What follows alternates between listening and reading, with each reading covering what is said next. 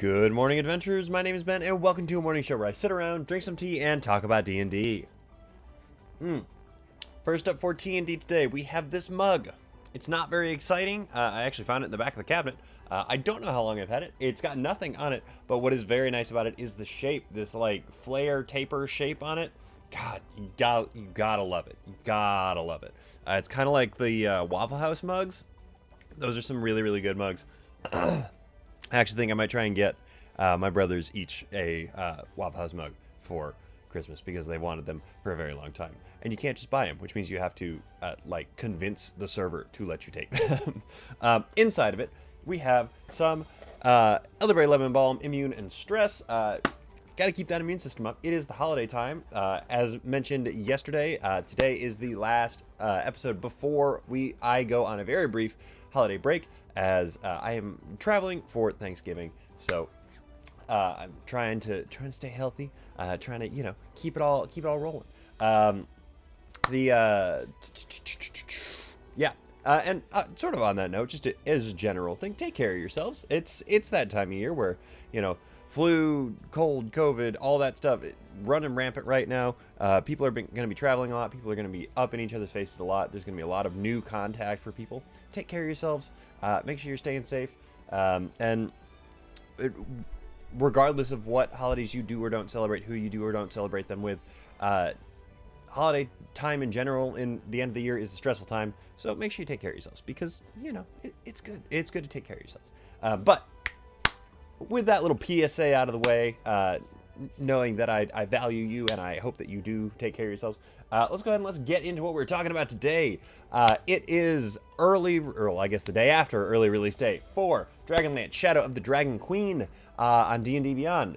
If you pre-ordered the bundle, which is the digital copy and the hard copy from Wizards directly, you got the digital one early. And as much as I would normally prefer to just go ahead and get my physical copy from a mom and pop store that's like right down the street, I do this show and it is a race to stay relevant. Also, 2 weeks is a very long time for me to wait with my little goblin brain.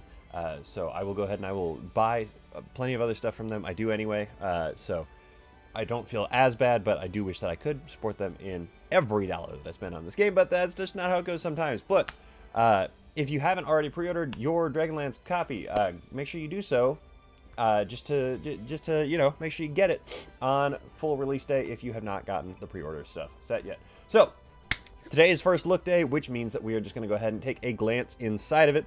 We are going to sort of like skim through a couple of things. I have not read this yet. I have done my cursory sort of first look, like compartmentalized look through to sort of get a feel for how the entire thing is going to work, which means that I am more or less prepared to give you guys a brief summary of it. And then likely that first day back from this little break here is going to be the full review, because I will hopefully have had time at that point to actually read it. If not, it will probably be the next day, because I will have time at some point to actually go ahead and sit down and read this thing. If not that first day, then probably that next day. So let's go ahead and let's get into looking at what is actually in this here book. It looks like it's going to be hefty, which is good. You would kind of expect that from what is the last installment in the 5e franchise before the essentially like victory lap year of 5e, their send-off year. So this one, it is hefty. It is large. Table of contents, just going to run through the big bold titles here. Right at the beginning, War Comes to Kryn. That is the same thing as the general like introduction section. Chapter 1, Character Creation. Chapter 2, Prelude to War. Chapter 3, When Home Burns. Chapter 4, Shadow of War. Chapter 5, The Northern Wastes. Chapter 6, City of Lost Names. Chapter 7, Siege of Calaban. And then Appendix A, Gear and Magic Items. Appendix B, Friends and Foes. Appendix C, Sidekicks. Appendix D, Story, Concept, Art. And Appendix E, Maps, followed by the credits. So let's do a little bit of just like cherry picking along the way here. If you have not seen one of these before, I am not going to be doing any spoiler-based stuff today other than reading the titles of the chapters like I just did. So do not worry about this being something that is going to be spoiler filled. The one that will potentially have spoilers will be the next one. So, just want to get that out of the way. First and foremost, the introduction chapter that I have actually read a little bit of. This is a very, very useful chapter for anybody who doesn't know Dragonlance particularly well.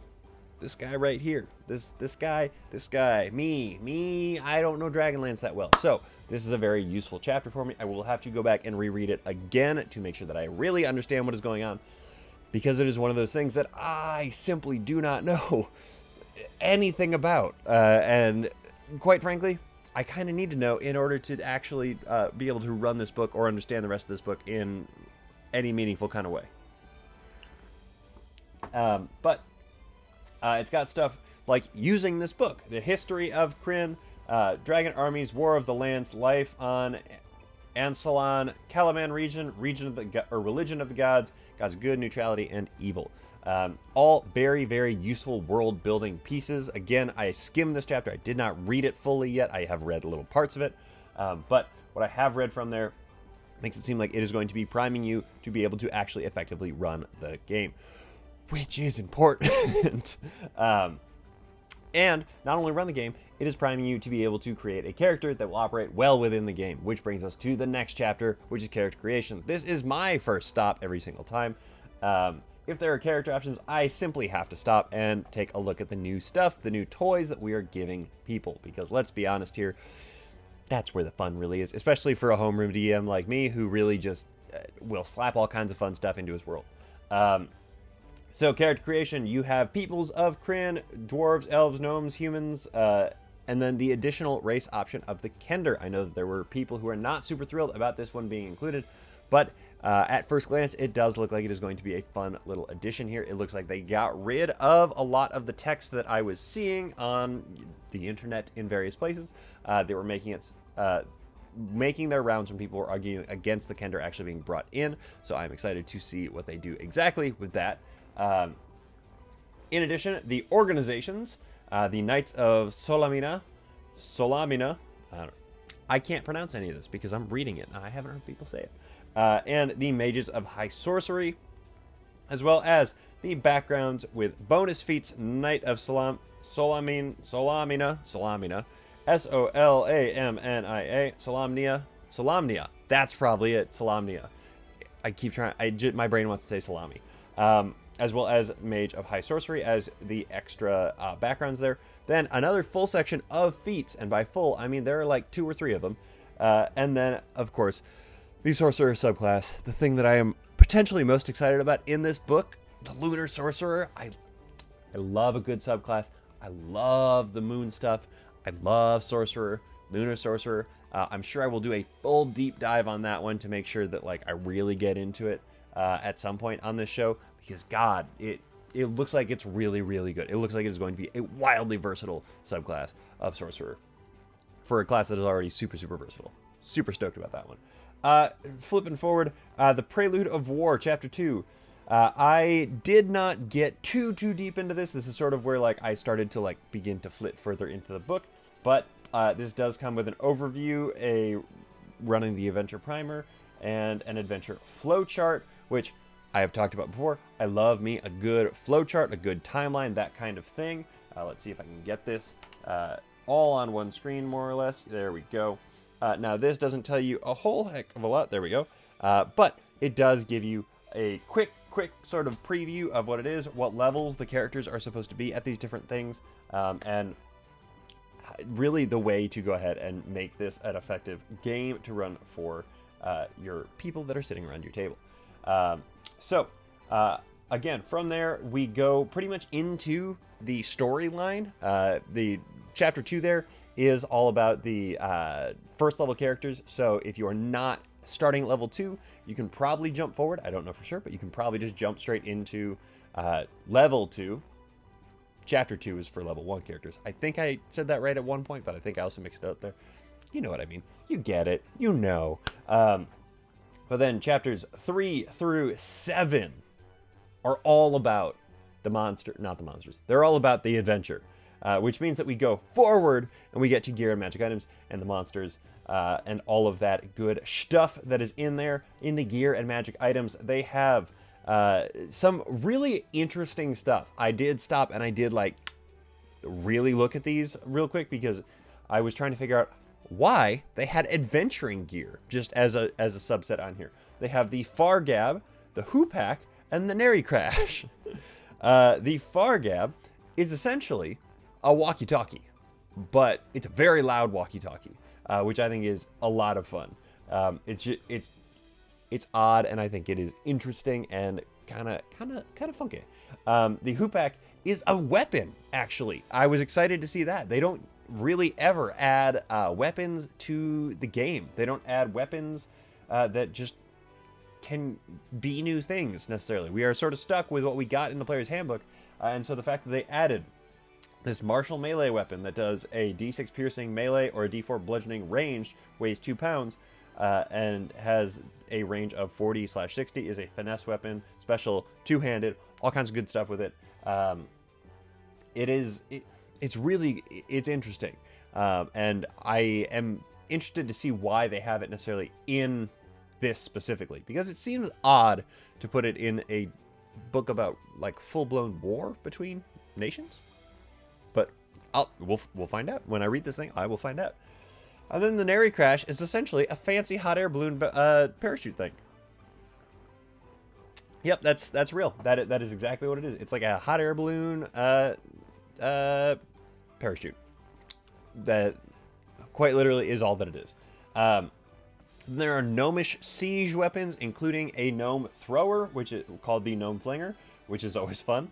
Magic items, there are 4 of them here that are honestly interesting, but they make more sense in context, I'm sure, and so the fact that I have no context for them makes them a little bit more difficult for me to actually deal with. I'm so out of focus, and I'm really trying here, guys. I'm sorry. You're going to have to look at my palm a lot. Nope. We're just going to keep talking. Appendix B, getting into the friends and foes. We come to our stat blocks there.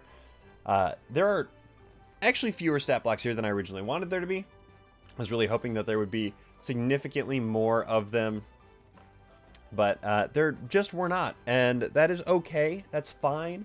I wanted to have a like significant number, but really what it came down to is we have oh boy, I'm trying to do math really quick, like 30 of them, 28 of them, something like that.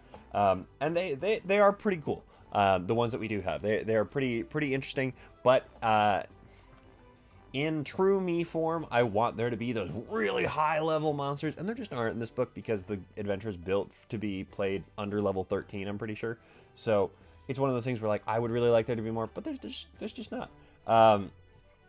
Then the sidekicks, these use the sidekick rules from Tasha's, which gotta love them. They're really good rules, and I'm excited to see that they're actually integrating them more, especially because it makes it so that the game is more viable with a smaller crew. You can play it with 2 players and a DM, 1 player and a DM even, when you have sidekicks, because suddenly it's not just 1 or 2 people against the world. You can throw a bunch of sidekicks on there without having them all be PCs that the DM runs or that the player has to run multiple of. It makes life easier ultimately because they are a stripped down character essentially, so they work a little bit more efficiently than a full-blown character sheet would. And so that is really the end of the content in the book there, because I am not actively getting into it. But I am really excited about this one. This is very different than many of the recent adventures that we have gotten, it seems like. I'm thinking in particular for some reason about Wild Beyond the Witchlight, which I also really like that one, but it is entirely possible that it can be played without ever making an attack roll, which is fun and cool, and honestly something that I am fascinated by the fact that they managed to pull off. But this one seems like something where you are sort of required to have a slightly more traditional, a little bit more like Game of Thrones almost attitude towards, especially with the integrated board game, which I did not get. I will get probably at some point because I am a nerd, but I am interested to see what that one actually shakes out to be, what that turns into. But there's your first look at Dragonlance, Shadow of the Dragon Queen. I am stoked to get to read this book all the way through. I'm stoked to have access to it early here. And I am really, really thankful for the fact that I get to talk about this stuff on the internet for you guys. But let's go ahead and let's get into the shows that we have today, tomorrow, the next day. Who even knows anymore, man?